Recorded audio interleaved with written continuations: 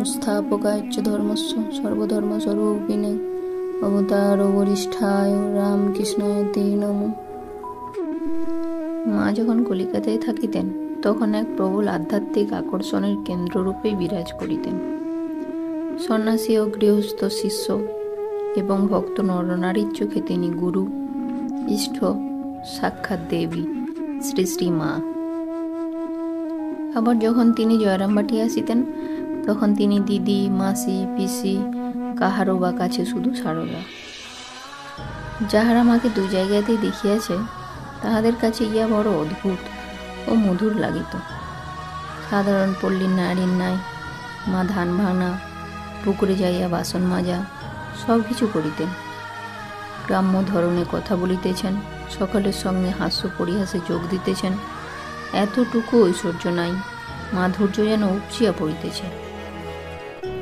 জয়রামবাটিতে মায়ের মধুর মাতৃরূপটি পরিপূর্ণভাবে ফুটিয়া উঠিত, কিন্তু সেখানে তাহাকে কে বুঝিত বা বুঝিবার চেষ্টা করিত? মায়ের যে ভাইগুলি যৌবন অতিক্রম করিয়াছিল তাহারা লেখাপড়া শিখিতে পায় নাই। তাহাদের দৃষ্টিও ছিল স্বার্থপর সংসারে সীমাতেই আবদ্ধ। মহানুভবা দিদিটিকে দিয়া তাহারা সাধ্যমতো নিজেদের কাজ হাসিল করিবার চেষ্টাই করিত।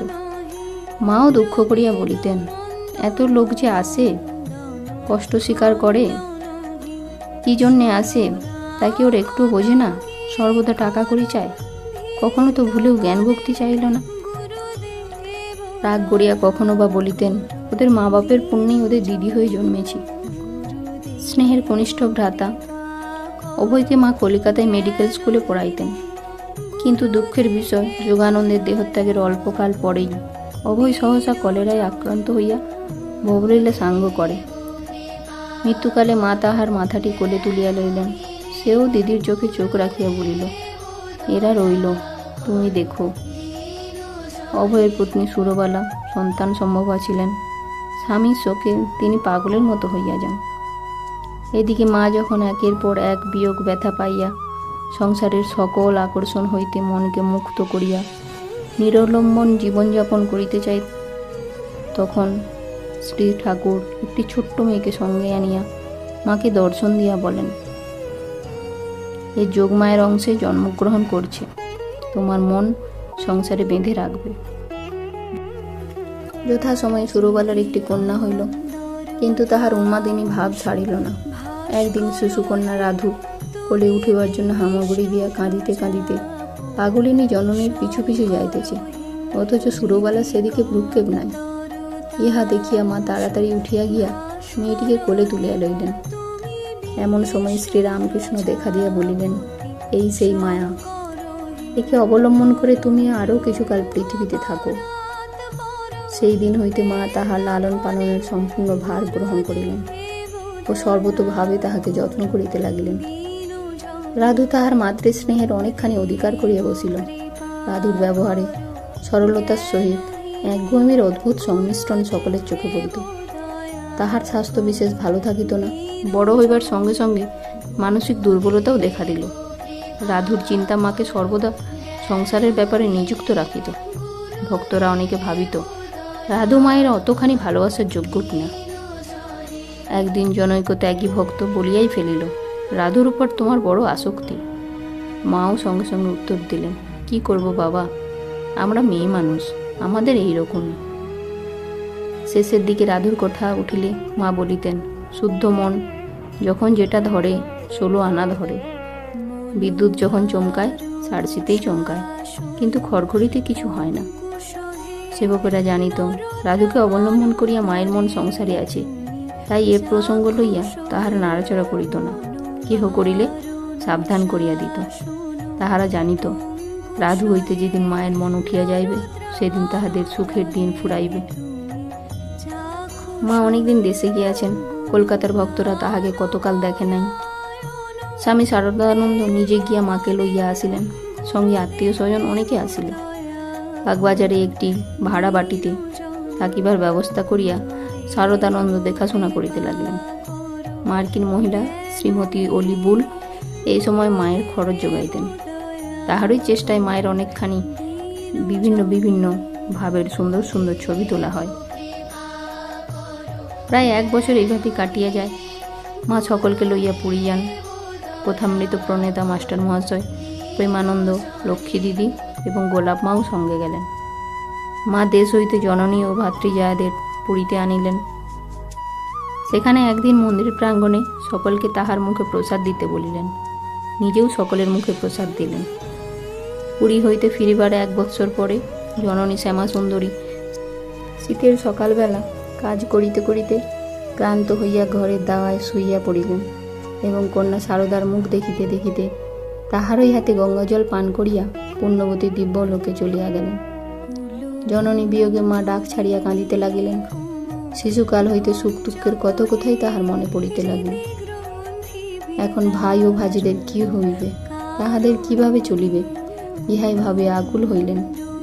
শরীরের প্রতি উদাসীন্যবশত এবং ম্যালেরিয়ার প্রকোপে মায়ের শরীর খুব কাহিল হইয়া পড়ে। ওইদিকে কলকাতায় গিরিশচন্দ্র ঘোষের ভবনে দুর্গাপূজা, মায়ের নিমন্ত্রণ। পূজার কয়দিন জ্বর লইয়াই মা বলরাম ভবন হইতে যাতায়াত করিলেন। মহানিশায় সন্ধি পূজা, মা তখন আর আসিতে পারিবেন না শুনিয়া গিরিশচন্দ্র মনে প্রাণে দুঃখিত।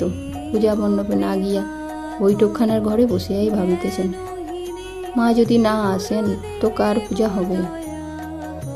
গভীর রজনী, সন্ধি পূজা শুরু হয়।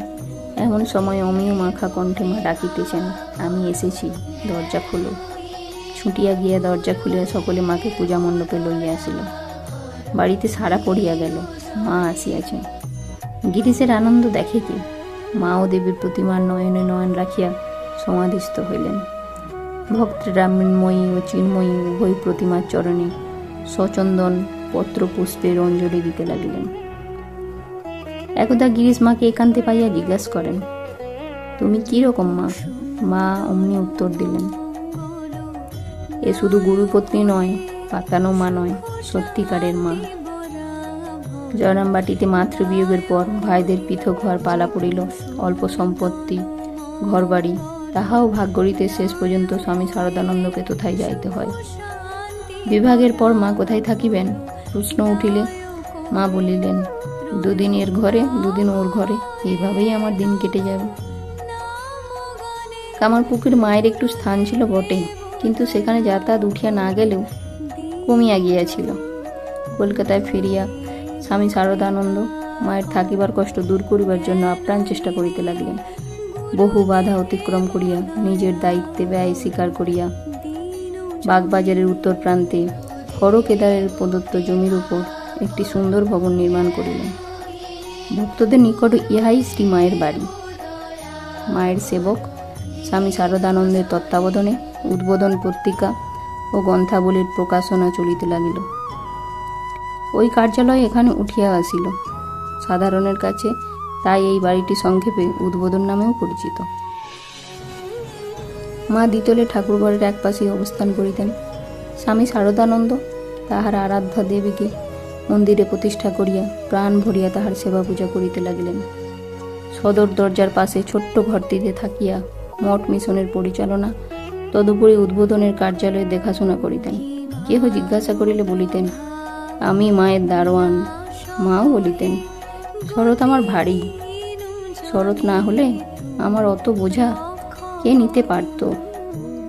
সত্যি সে সময় স্ত্রী ও পুরুষ ভক্তের মেলা এবং তৎসহ রাধু ও জয়রামবাটির নিত্য নতুন ঝামেলা সহ্য করা কম শক্তিমান পুরুষের কাজ ছিল না।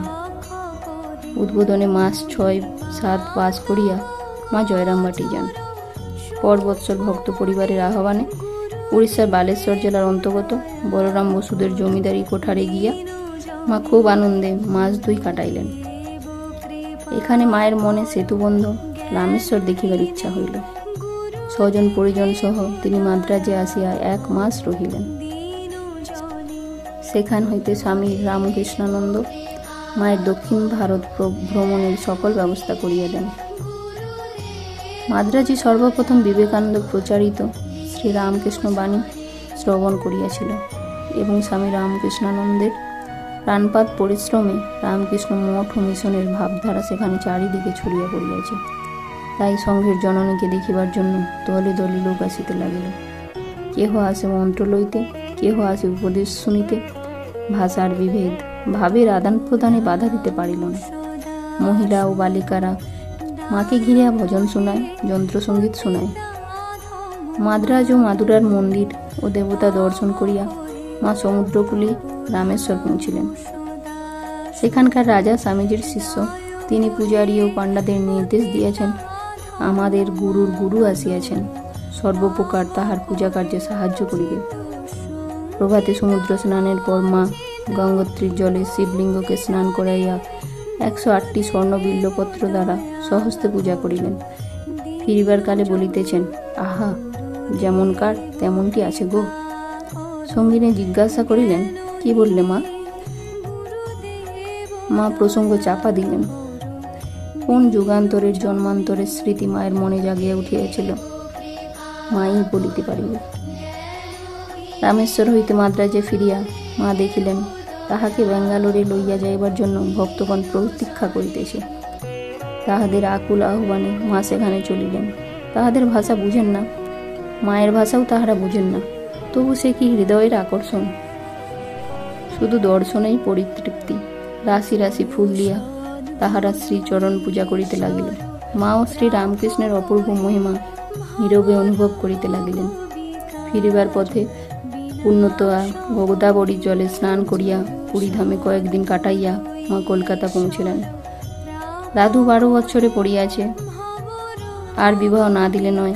কাছাকাছি তাজপুরে একটি ভালো পাত্র পাওয়া গিয়াছে। তাই মা সকলকে সঙ্গে লইয়া জয়রামবাটি আসিলেন। ভালো দিন দেখিয়া শুভ কার্য সম্পন্ন করিলেন। রাধু কিন্তু বিবাহের পরও মায়ের কাছেই রহিয়া গেল, কদাচিৎ শ্বশুরালয়ে যাইত। পরবর্তীকালে জামাইও অধিকাংশ সময় মায়ের কাছেই থাকিত। জয়রামবাটি হইতে মায়ের বিষ্ণুপুর স্টেশনে যাতায়াতের সুবিধার জন্য কোয়ালপাড়ায় একটি আশ্রম হয়। একবার সেখানে উঠিয়া মা ঠাকুরের পাশে নিজের ছবি রাখিয়া পুজো করেন। মায়ের জগতে মহামায়ার লীলা দেখিয়া সেবক ও ভক্তেরা একাধারে আনন্দিত বিস্মিত হইল। জয়তু শ্রীরাম কৃষ্ণ, শ্রীরাম কৃষ্ণ পরমস্তু। জয় মা।